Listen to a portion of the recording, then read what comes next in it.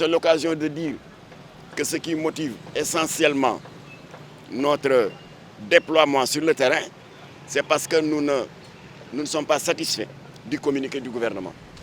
Le gouvernement a sorti un communiqué en date du 10 mai, mais un communiqué extrêmement timide, demandant à Israël et à la Palestine de mettre fin à l'escalade. Mais il n'y a pas d'escalade.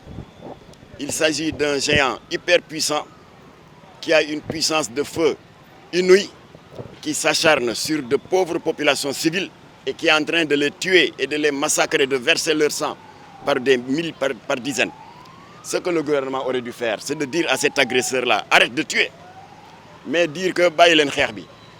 Mais les forces ne sont pas égales. Xeex amul. Il y a un massacre que la communauté internationale doit comprendre et exiger un arrêt de ce massacre. Donc le but de notre rassemblement de vendredi, c'est d'exiger la fin des tueries et d'exiger que le gouvernement hausse le ton.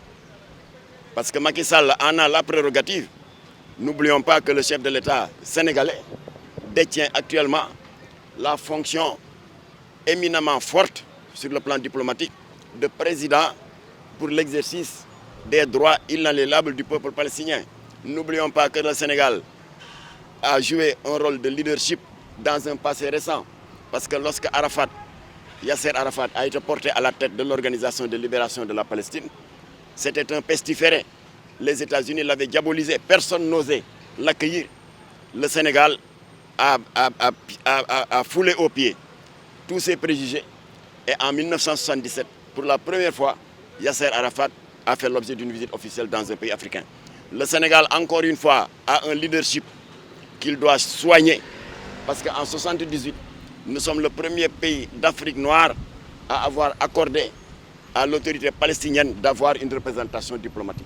Alors, fort de tout cela, le président Macky Sall aurait dû avoir une posture autre que ce communiqué timide qui, semble-t-il, a été signé par le ministre des Affaires étrangères et qui ne nous satisfait pas.